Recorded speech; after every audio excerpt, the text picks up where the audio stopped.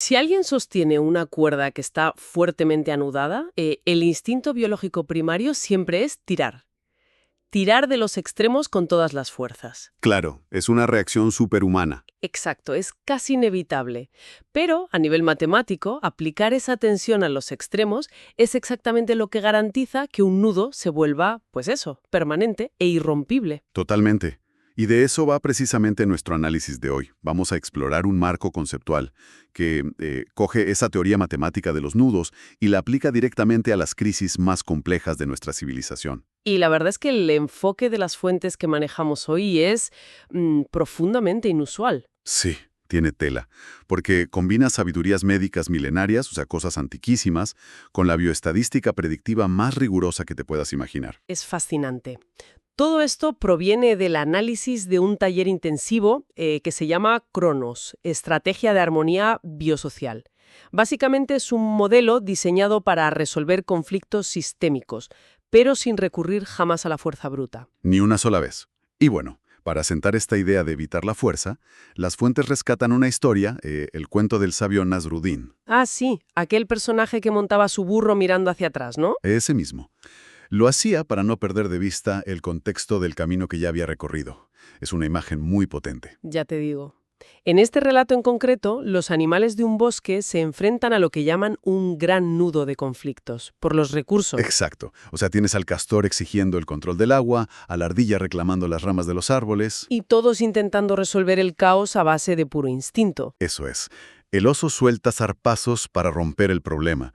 El lobo intenta morderlo y cortarlo. Y el águila, bueno, el águila opta por escapar volando. Y como es lógico, el caos solo va a peor. Claro. Pero el giro interesante del relato ocurre cuando Nasruddin instruye a un niño, Santi, para que observe la situación de otra manera. No le da un cuchillo para cortar la maraña. ¿Qué va? No. Le pide que simplemente respire profundo, que baje sus pulsaciones. O sea, calmar el sistema físico para que el cerebro salga del modo de alerta. Eso es fundamental. Al calmarse, el niño empieza a ver la estructura topológica del problema. Lo ve desde dentro y desde fuera a la vez. Es una metáfora brutal. Nos dice que la tensión física literalmente nos ciega ante la geometría de cualquier crisis. Totalmente. Y eso nos lleva al primer gran pilar de este modelo de armonía biosocial. Vale, vamos a desgranar esto porque me parece clave. Antes de intentar arreglar el macrocosmos, o sea, la sociedad, el taller exige que mapeemos nuestro propio microcosmos. Nuestro propio cuerpo humano. Exacto. Pero no desde una óptica médica tradicional, sino planteando el cuerpo como si fuera un territorio geopolítico. Un mapa puro y duro. Sí, sí. Y si tomamos esa analogía de forma literal, para quienes nos escuchan, ¿cómo se traduce exactamente una crisis de Estado o un colapso financiero a la anatomía humana? Pues a ver, la correspondencia que establecen las fuentes sigue una lógica sistémica que tiene muchísimo sentido. La cabeza, por ejemplo, representa la política. La diplomacia de alto nivel, ¿no? Eso es, la toma de decisiones estratégicas. Luego bajas al pecho y ahí tienes las finanzas y la economía del sistema. Tiene lógica, la verdad. Claro. Luego el abdomen, concretamente lo que las disciplinas marciales orientales llaman el Dantien, ese centro de gravedad. Ah, sí, el centro de energía. Exacto. Pues eso encarna el estamento militar, la defensa y la fuerza de voluntad pura del Estado. Y por último, las extremidades funcionan como las relaciones comerciales y el contacto social básico. Analizando ese mapa, tiene todo el sentido del mundo que el pecho represente las finanzas. O sea, al igual que el corazón bombea la sangre para oxigenar el cuerpo, las finanzas son el sistema circulatorio de una nación. Totalmente. Si restringes el flujo de capital de forma artificial, provocas una recesión severa. Es el equivalente a un infarto económico. ¿Y las extremidades? Las bases sociales, claro. Exacto. Las bases sociales se necrosan. Y a la inversa, si bombeas dinero demasiado rápido, generas hiperinflación. Y la clave médica aquí es que, si tienes un infarto, no solucionas nada pidiéndole al corazón que lata con más fuerza. Madre mía, no lo matas. Claro, lo que haces es despejar estructuralmente las vías. Y ese es precisamente el núcleo operativo en la segunda estación de trabajo de las fuentes. Aquí es donde entra la medicina tradicional china y el ayurveda, ¿verdad? Eso es. Estas disciplinas, a diferencia de la medicina occidental clásica, no ven la enfermedad como un ente aislado que te ataca desde fuera. Sino como un conflicto interno. Exacto, un bloqueo en el flujo del sistema. Por ejemplo, si el diagnóstico ayurvédico detecta un exceso del dosha pitta, que es como un fuego interno descontrolado que genera inflamación. O ira sistémica. Claro, pues la intervención médica jamás consiste en aplicar un tratamiento agresivo. El cuerpo lo vería como un nuevo ataque. Se debe introducir agua. Absorba ese exceso de temperatura sin generar fricción. Vale, entiendo la poética de calmar el fuego con el agua, pero me pregunto, o sea, ¿cómo se ve realmente la aplicación de esa filosofía de las artes marciales internas en una crisis real? ¿Te refieres a disciplinas como el aikido o el tai chi? Sí, exacto. En el aikido, el mecanismo de defensa es redirigir la inercia del oponente, ¿no? En lugar de poner un escudo rígido y chocar. Totalmente. Ceder para vencer. Claro, pero si trasladamos esto del dojo a la macroeconomía, ¿cómo le haces una llave de aikido a algo tan bestia como, no sé, una inflación galopante? A ver, pensemos mecánicamente en esa crisis. La respuesta ortodoxa de un gobierno ante la inflación es el choque frontal. Subir los tipos de interés. Exacto. El Banco Central sube los tipos de forma drástica para destruir la demanda y encarecer el crédito. O sea, aplicar una fuerza constrictiva brutal al nudo social. Literalmente tirar de la cuerda. Pero la estrategia de las artes marciales internas, aplicada a esa misma economía, sería absorber el golpe y redirigir la energía que ya existe. ¿Cómo se materializa eso? Pues, en lugar de estrangular las finanzas nacionales, un Estado podría incentivar redes locales de intercambio paralelo. Ah, claro, fomentando que los municipios generen monedas sociales. Eso es, trueque de servicios, mercados de proximidad. Mantienes el flujo de valor vital para que las comunidades sigan respirando. Esquivando el choque frontal contra el mercado de divisas global. Qué interesante. Pero esto requiere alterar por completo el tablero de juego tradicional. Completamente. Porque, a ver, la economía convencional está diseñada sobre la premisa de que para que alguien gane, otro tiene que perder. Es una mentalidad súper extractiva. Como el lobo del cuento, que se enredó al intentar llevarse su trozo por la fuerza. Justo, si este marco exige abandonar esa mentalidad de suma cero, ¿cuál es el mecanismo matemático para asegurar que la gente deje de mirar solo por su interés? Aquí es donde las fuentes se apoyan en la teoría de juegos, pero de forma muy estricta. El marco prohíbe cualquier diseño de políticas que resulte en un juego de suma cero. O sea, nada de ganadores y perdedores absolutos. Exacto. El objetivo analítico es estructurar el entorno hasta alcanzar un equilibrio de Nash. Vale, para la gente de la audiencia que no domine las matemáticas, un equilibrio de Nash Es un estado donde la configuración de incentivos del sistema es tan precisa que a ninguna gente le sale a cuenta cambiar su estrategia de forma unilateral. Claro, cualquier traición a la armonía perjudicaría inmediatamente al propio traidor. Exacto. Pero hay un problema con esto. ¿Cuál? Diseñar un equilibrio de Nash a escala global asume que todos los actores son puramente racionales a largo plazo. Ya, y la historia demuestra que, bajo presión, los líderes buscan beneficios rápidos, aunque a la larga destruyan el sistema. Precisamente. Por eso las fuentes introducen la necesidad de adoptar la identidad del jugador infinito. Ah, el concepto de Simon Sinek. Ese mismo. Un jugador finito toma decisiones para ganar la partida, derrotar al oponente y ya está, se acaba el juego. Pero un jugador infinito toma decisiones con el único propósito de mantener el juego vivo, ¿no? Eso es. Volviendo al bosque. Si un oso opera como jugador finito, usaría su fuerza para comerse todos los recursos y ganar. Pero a medio plazo, si la ardilla muere de hambre, no hay semillas. Y si el castor desaparece, el río se seca. Y el ecosistema colapsa. Su victoria a corto plazo le garantiza la extinción a largo plazo. ¡Qué fuerte! Y aquí es donde las fuentes hacen una transición brillante hacia la topología.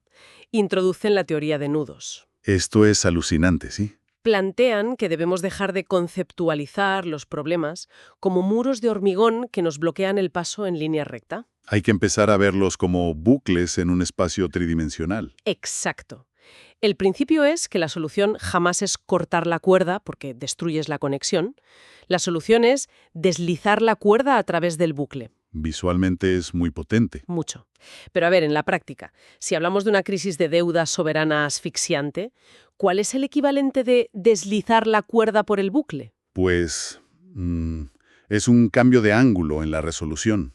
Ante un nudo de deuda internacional enorme, Tirar de los extremos sería aplicar políticas de austeridad extrema. O sea, exprimir liquidez de donde no hay y que toda la sociedad sufra. Claro, y cortar el nudo, por otro lado, equivaldría a declarar un impago total, la bancarrota del país. Te aíslas de los mercados y colapsan las infraestructuras. Tampoco sirve. Por eso, pasar la cuerda a través del bucle significa alterar la naturaleza conceptual del atasco. ¿Cómo? En lugar de intentar devolver un dinero que no existe en una divisa concreta, reestructuras la deuda mediante intercambios de otra naturaleza. Ah, vale. Por ejemplo, compensar deuda a cambio de proteger áreas de biodiversidad. Exacto. O intercambiar deuda por emisiones de carbono negativas. Cambias la moneda del problema y alivias la tensión sin romper el sistema financiero. Claro, es brillante. Pero esa estrategia topológica asume que tenemos tiempo para pararnos a estudiar el problema. Y casi nunca hay tiempo. Pandora estadística que usan en el taller. Uf, esa parte es interesantísima. Y no es mitología, nos dicen que dentro de esa caja hay datos en crudo que perfilan el futuro. Sí, aquí es donde el marco deja la filosofía y se mete de lleno en la bioestadística dura. A ver, explícanos esto. En la simulación del taller, a los participantes se les sitúa en la década de 2030 y se les dice que la humanidad ha llegado a un punto de bifurcación bioestadístico. O sea, visualmente proyectan una gran campana de Gauss, ¿no? Exacto. Una curva binomial. El eje vertical mide la intensidad de la crisis global y el horizontal la respuesta colectiva, desde el conflicto absoluto hasta la cooperación. Y asumen que estamos justo en la cúspide de esa curva. En el punto de máxima inestabilidad, donde cualquier cosita decide hacia qué lado va a caer la civilización. Vale, entiendo el gráfico. Pero, ¿qué tipo de información tangible meten en esa caja negra para medir algo tan etéreo como la armonía biosocial? No es algo etéreo para ellos. Los parámetros vienen de la historia bioestadística predictiva. Cruzan variables. Exacto. Cruzan, por ejemplo, métricas macroeconómicas con índices epidemiológicos de siglos pasados. O sea, el colapso de infraestructuras durante pandemias antiguas. O el PIB durante las guerras mundiales. Incluso niveles de cortisol poblacional a lo largo de la historia. Madre mía, la cantidad de datos. ¿Y qué patrón revelan cuando estamos en el pico de esa campana? Pues que, matemáticamente, cada vez que una civilización optó por la fuerza bruta para imponer orden en medio del caos, en la estadística se fue hacia la izquierda. Estructural, empujaron la curva hacia la derecha. Hacia la supervivencia armoniosa. Exacto. El objetivo no es tener una bola de cristal, sino usar todas las jugadas de la historia para calibrar nuestras decisiones hoy. Ya, pero, a ver, le veo un escollo a este razonamiento. Dime. Que civilizaciones pasadas fracasaran al usar la fuerza no garantiza que hoy, con nuestra tecnología, una medida estricta de contingencia no pueda estabilizar una emergencia, ¿no? Es una objeción muy válida. De hecho, sale siempre en los niveles avanzados del taller. Claro, parece ingenuo descartar la firmeza ante amenazas graves. Pero el marco no dice que la firmeza sea inútil. Lo que dice es que el control centralizado absoluto gasta demasiada energía. Es estadísticamente frágil ante imprevistos, ante cisnes negros. Exacto. La supervivencia real en sistemas complejos no va de estar blindado, sino de ser altamente resiliente. Y la resiliencia no puede depender solo de la cúpula del Estado. Tiene que estar distribuida orgánicamente por toda la sociedad. Y eso nos lleva al verdadero laberinto de este modelo, la matriz de convergencia. Uf, sí, y la creación del Manifiesto de Acción Unificada. Porque sobre el papel es súper bonito decir que la sociedad debe integrarse, pero este marco marca 7 niveles obligatorios, ¿eh? 7 niveles de interacción que tienen que estar en sintonía. Eso es. Tenemos el hogar, la familia, la educación, la iglesia o la ética de la comunidad, el municipio, el Estado y la nación. 7 niveles. Y el requisito es innegociable. Tienen que operar en resonancia armónica. Claro. De nada sirve arreglar la economía a nivel nacional si destrozas a las familias o la salud individual por el camino. Porque entonces solo estás desplazando el nudo a otro trozo de la cuerda. Ya. Pero pongamos esto bajo una lupa un poco crítica. ¿Obligar a que la política de una nación encaje con cómo interactúa la gente en el salón de su casa? Suena autoritario, claro. Totalmente. ¿Cómo logras esa convergencia sin microgestionar la vida de la gente como si fuera un estado policial? Pues porque el diseño de la matriz de convergencia repudia por completo la coerción. Se basa en resonancia y facilitación. O sea, ¿no imponen un comportamiento por decreto? ¿Qué va? Establecen infraestructuras macro que hacen que portarse de forma armónica sea lo más lógico y libre para ti. A ver, dame un caso práctico de las fuentes, porque esto es un poco abstracto. Imagina que a nivel de nación se legisla una economía circular, o sea, penalizan la obsolescencia programada y recompensan el reciclaje extremo. Pero si a la vez, a nivel de educación, tienes un sistema basado en una competitividad feroz, Un juego de suma cero. exacto, donde los alumnos tienen que pisarse para aprobar. Ahí tienes una disonancia brutal. El sistema colapsa por contradicción. Exacto. Para que converja, la educación tiene que fomentar el diálogo abierto y ser colaborativa. Claro, y si seguimos bajando al nivel del hogar, ¿qué sugiere el taller? Que esa misma filosofía se vea en las rutinas básicas. Como lo que mencionan de las escuchas activas, ¿no? Eso es. Por ejemplo, cenar sin dispositivos electrónicos. No es una ley del gobierno, es una práctica voluntaria. Pero facilita una comunicación circular que encaja con la economía circular del país. Justo. Si tu cuerpo está bloqueado por el estrés crónico, es imposible que funciones dentro de un proyecto circular macroeconómico. O todos los niveles vibran igual, o todo se desmorona. ¡Qué exigencia de coherencia, de verdad! Muchísimo. Y lo poético es cómo termina esto. Cuando los equipos del taller logran alinear esos 7 niveles, el mecanismo de la caja negra se activa. Sin usar la fuerza bruta. El nudo físico se desliza y la caja se abre sola. Y la audiencia se preguntará, ¿qué hay dentro? No hay un diploma, desde luego. No, solo encuentran un espejo y una semilla. Es súper simbólico. Devuelve el peso de la estadística a las manos de cada individuo, el reflejo de quién eres y la capacidad de plantar realidades nuevas. Y por eso las fuentes nos obligan a trasladar un reto inmediato a la audiencia. Quienes nos escuchan tienen que prestar atención, porque esto no es teoría a largo plazo.